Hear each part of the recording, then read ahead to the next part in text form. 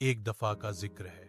एक छोटा सा ऊंचा पूंछा लिटिल पिग था जिसका नाम पिंकी था। पिंकी बहुत खुश मिजाज और एडवेंचरस था।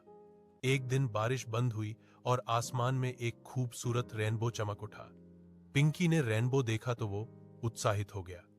उसने सोचा, अगर मैं इस इंद्रधनुष का अंत ढूंढ लूं, शायद मुझे वहां कोई विशेष खजाना मिले। पिंकी चलता गया। इंद्रधनुष कभी पास लगता, कभी दूर। रास्ते में उसे एक परिंदा मिला जो हंसकर बोला, इंद्रधनुष का अंत किसी को नहीं मिलता पिंकी, लेकिन तुम खूबसूरत चीजें देखकर सीख जरूर सकते हो। पिंकी ने सफर जारी रखा और देखा कि इंद्रधनुष उसे हमेशा आसमान की तरफ ले जाता रहता है।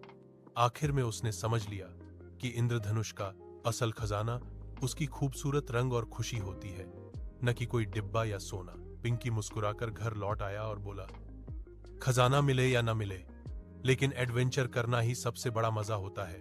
नैतिक खुशी हमेशा चीजों में नहीं होती, कभी कभी सफर ही सबसे ज्यादा सुंदर होता है।